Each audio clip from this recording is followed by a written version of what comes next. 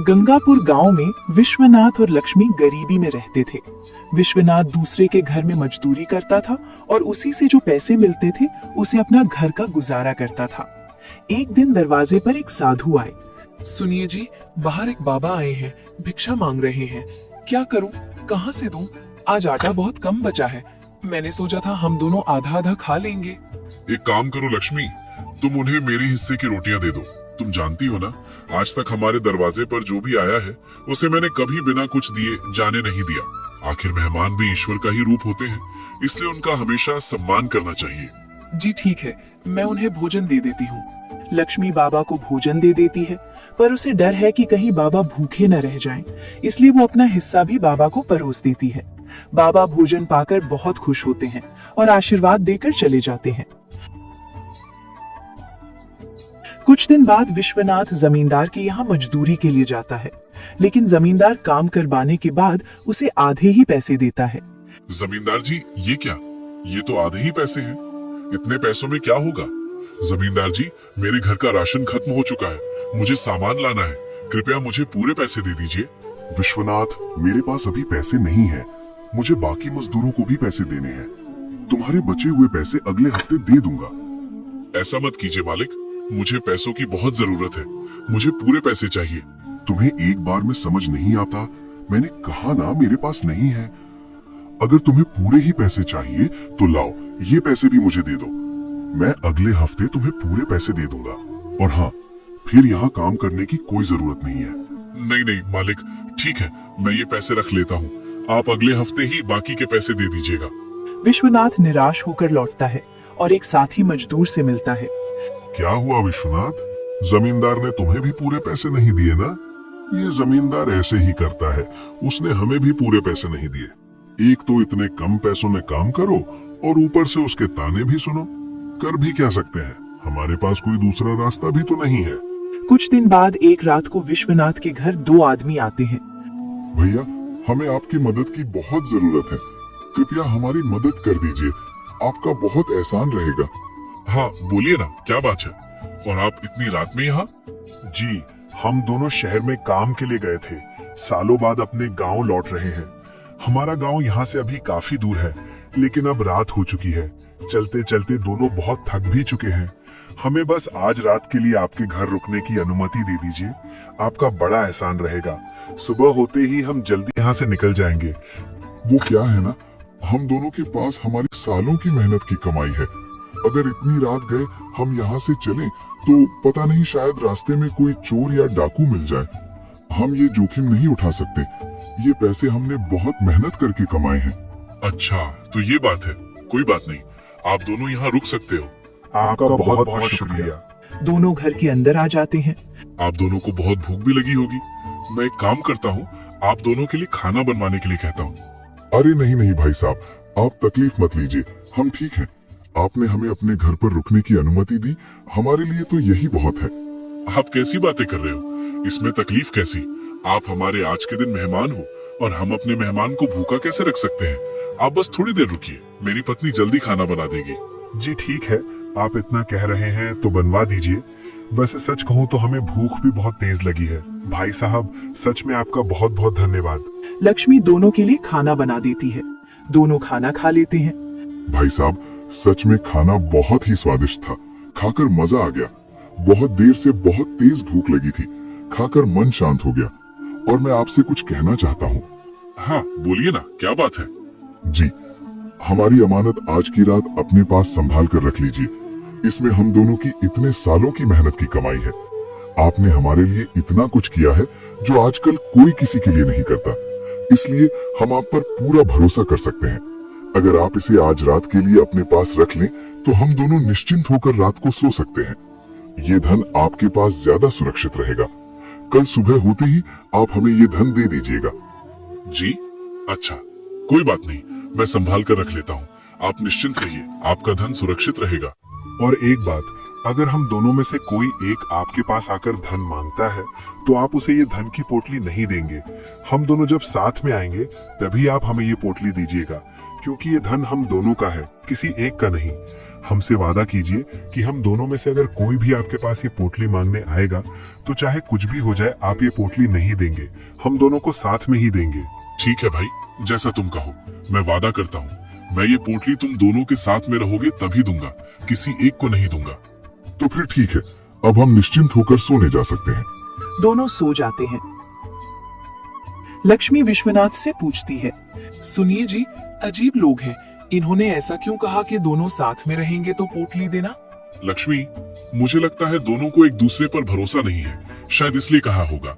वैसे देखा जाए तो सही है, क्योंकि दोनों की मेहनत की कमाई है, किसी एक को नहीं मिलनी चाहिए, दोनों को मिलनी चाहिए। आजकल का क्या भरोसा, कब किसकी नीयत बदल जाए।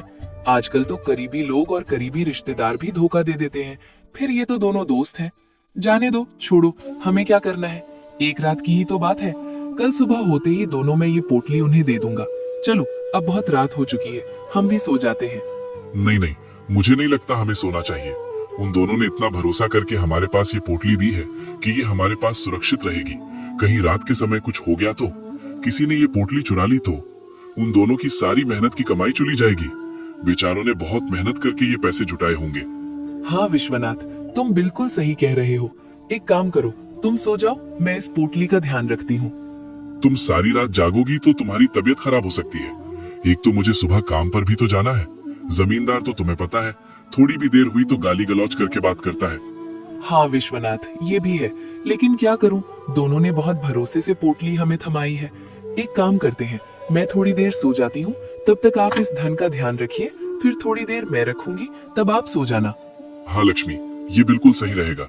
ठीक है, हम ऐसा ही करते हैं। कभी लक्ष्मी तो कभी विश्वनाथ रात भर जागकर उस पोटली का ध्यान रखते हैं।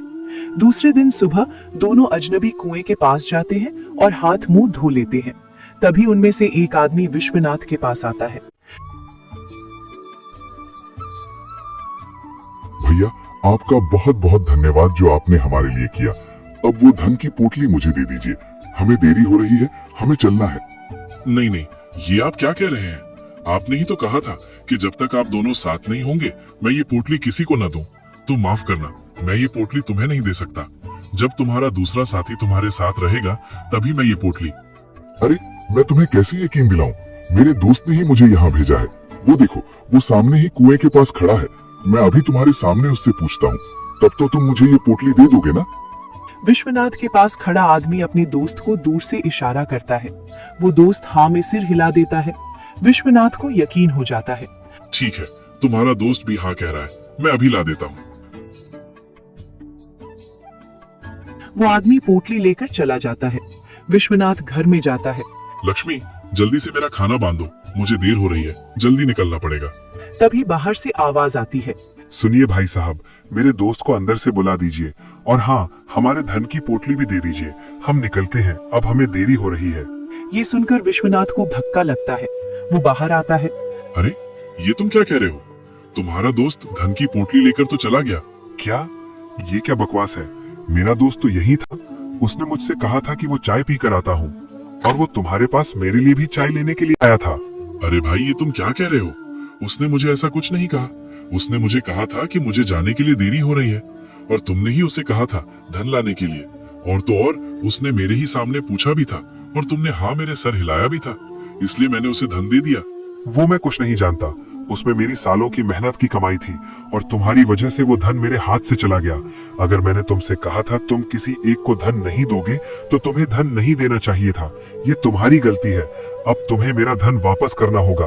अरे भाई, ये तुम क्या कह रहे हो? मैं तुम्हारा धन कहाँ से लौटाऊंगा? मैं तो खुद बहुत गरीब हूँ, मेरे पास कुछ नहीं है।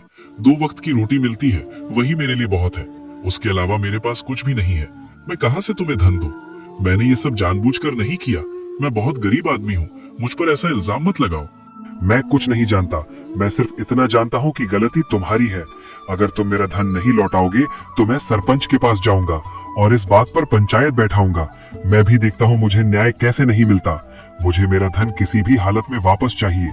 मेरे घर में मेरी माँ बीमार पड़ी है, उनके इलाज के लिए मैं वो पैसे लेकर जा रहा था, और तुमने क्या किया?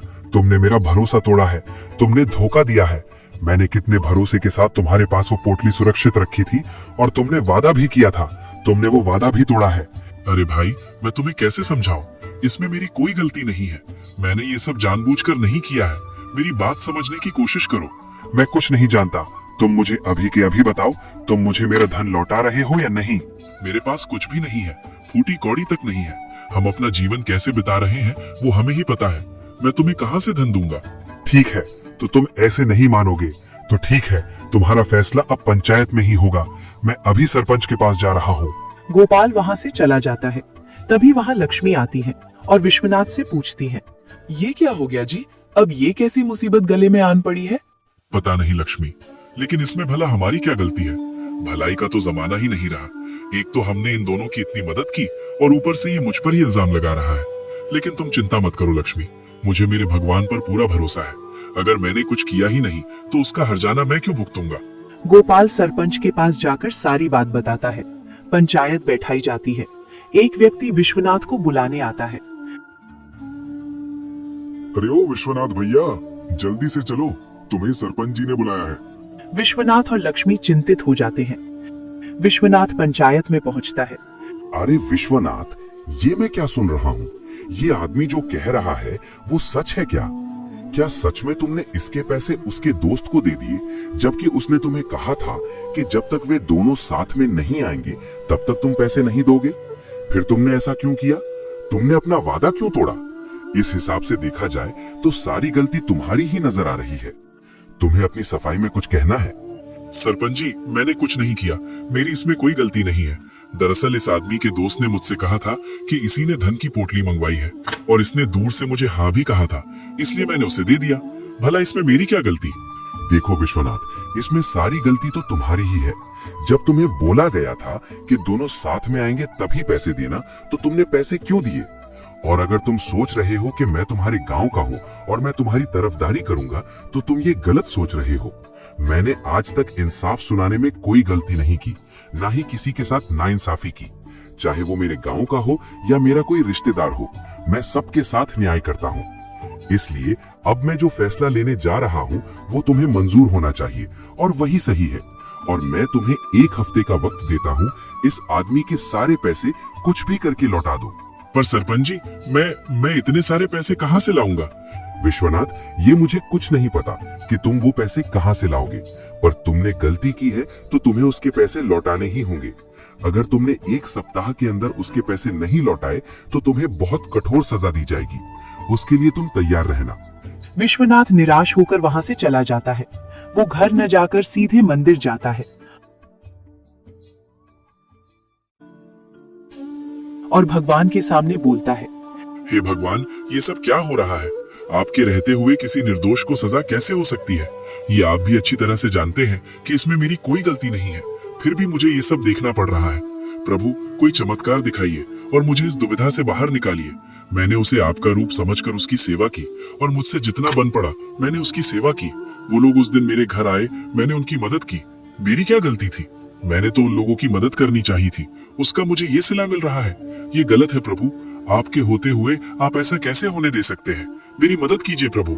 इतना कहकर विश्वनाथ मंदिर से बाहर निकल ही रहा होता है, तभी उसे वही साधु बाबा दिखाई देते हैं जो एक दिन उसके घर आए थे। अरे बेटा, तुम इतने परेशान क्यों लग रहे हो? क्या बात है? क्या बताऊं बाबा, मैं बहुत मुसीबत में हूँ। कुछ समझ में नहीं आ रहा, क्या करूं? अरे बेटा, ऐसी हिम्मत हार के काम कैसे चलेगा? मुझे बताओ, क्या समस्या है? शायद मैं तुम्हारी कोई मदद कर सकूं। विश्वनाथ बाबा को सारी बात बताता है। अरे बेटा, ये तो तुम्हारे साथ गलत हो रहा है। सरपंच को दोनों पहलुओं की जांच करनी चाहिए थी, उसके बाद ही फैसला सुनाना चाहिए था। सरपंच जी ने जो फैसला सुनाया है वो बिल्कुल गलत है। ये एक तरफा फैसला हुआ है। मुझे लगता है सरपंच जी ने जल्दबाजी में ये फैसला सुना दिया है और ये गलत है। और जल्दबाजी में लिया हुआ फैसला किसी की जिंदगी उजाड़ सकता है। ये बात सरपंच जी को समझनी चाहिए। मैं तुम्हारे साथ ये अन्याय नहीं होने दूंगा। इसमें तुम्हारी कोई भी गलती नहीं है और ये बात मैं साबित करके रहूंगा। तो सरपंच जी के पास अभी जाओ और उनसे जाकर कहो कि उनका फैसला सरासर गलत है। अगर उन्हें फैसला नहीं लेना आता तो अपनी जगह छोड़ दें और उनकी जगह मुझे बैठा दें। मैं इस बात का फैसला करता हूँ। विश्वनाथ सरपंच के पास जाता है और सारी बात बताता है। किसकी इतनी हिम्मत हो गई जो मेरे फैसले को चुनौती दे रहा है? कौन है वो जो मुझे सिखा रहा है कि फैसला कैसे लेना है? मैं भी देखता हूँ वो कौन है। बुलाओ उन्हें जो तुम्हें ऐसी बात बोल रहे हैं। विश्वनाथ साधु बाबा को लेकर आता है। सरपंच बाबा को देखते ही नम्र हो जाते हैं। अरे बाबा, आप इस विश्वनाथ के साथ क्या कर रहे हैं?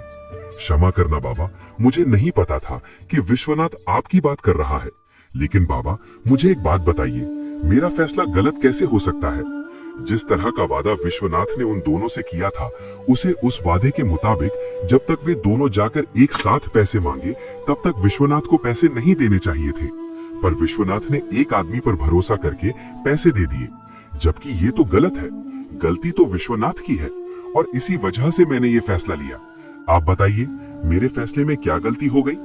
नहीं सरपंच जी, आपने ये फैसला जल्दबाजी में ही लिया है। अगर आप थोड़ा सोच विचार करके ये फैसला लेते तो आप इतनी जल्दबाजी में फैसला नहीं सुनाते। आपने कोई सोच विचार किए बिना ही ये फैसला सुना दिया है। बाबा, आप ही बताइए, इस मामले में सही फैसला क्या होना चाहिए था? ठीक है, मैं समझाता हूँ। बेटे, तुम्हारा नाम क्या है? बाबा जी, मेरा नाम गोपाल है। मेरे साथ विश्वनाथ ने धोखा किया है।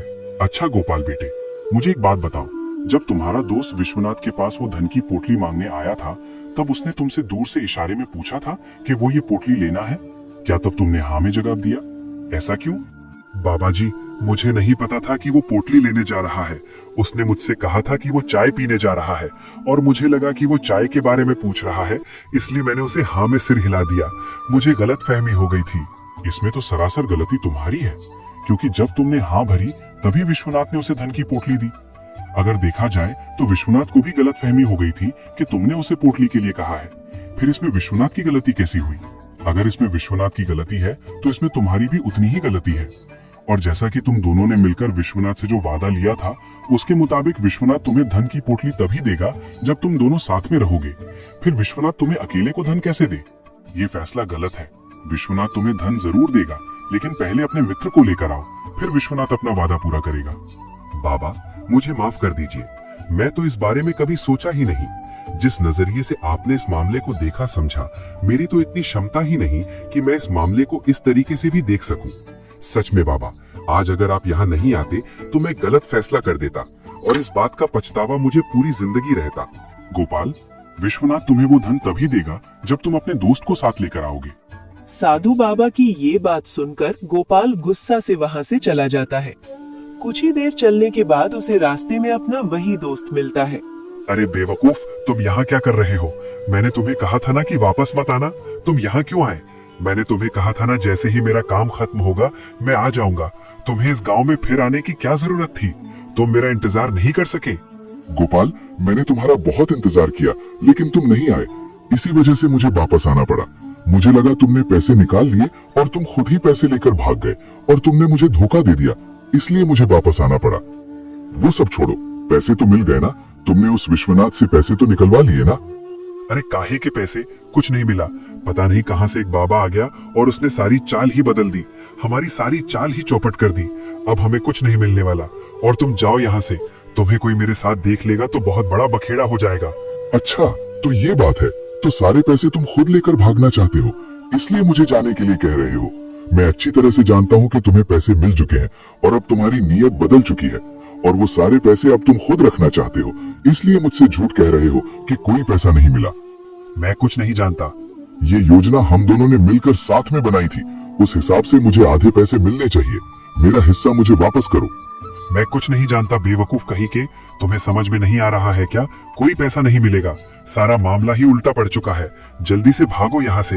अगर तुमने मेरे पैसे नहीं लौटाए तो मैं विश्वनाथ और सरपंच दोनों को जाकर ये बता दूंगा कि ये सब तुमने किया है, और अगर पैसे मुझे नहीं मिले तो मैं तुम्हें भी पैसे नहीं मिलने दूंगा। इतना कहकर दोनों आपस में लड़ पड़ते हैं। उनकी बातें गांव के कुछ लोग सुन लेते हैं और उन्हें सरपंच के पास ले जाते हैं। ये सब क्या है? सच सच बताओ, तुम दोनों ने ये सब क्यों किया? दरअसल हम दोनों का यही काम है। हम गांव गांव जाकर लोगों को ऐसे ही लूटते हैं। जो पोटली हमने विश्वनाथ को थमाई थी उसमें कोई धन नहीं था। ये सब हमने जानबूझकर किया था ताकि हम विश्वनाथ को बहलाकर उसके पास से धन निकाल सकें। हमें माफ कर दीजिए सरपंच जी। ले जाओ इन दोनों को और दरोगा के हवाले कर दो। विश्वनाथ, मुझे क्षमा कर दो। मैंने जिंदगी में बहुत फैसले लिए, लेकिन इस बार मुझसे बहुत बड़ी गलती हो गई। आज अगर बाबा सही समय पर ना आते तो तुम्हारे साथ बहुत बड़ा अन्याय हो जाता।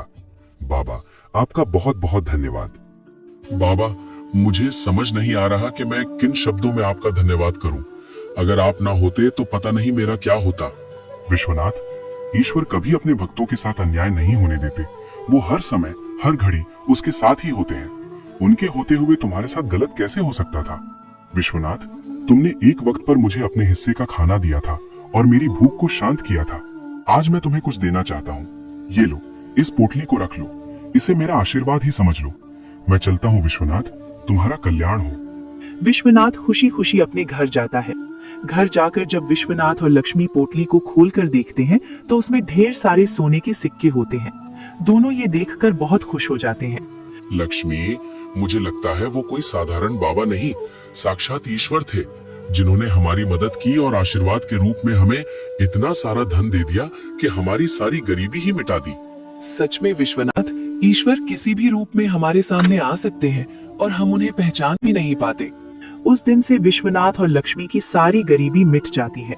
वे खुशी खुशी ईश्वर में अटूट विश्वास रखते हुए अपना जीवन व्यतीत करने लगते हैं। विश्वनाथ का ये विश्वास और दृढ़ हो जाता है कि ईश्वर हमेशा सत्य और न्याय के साथ होते हैं और वो अपने भक्त को कभी असहाय नहीं छोड़ते।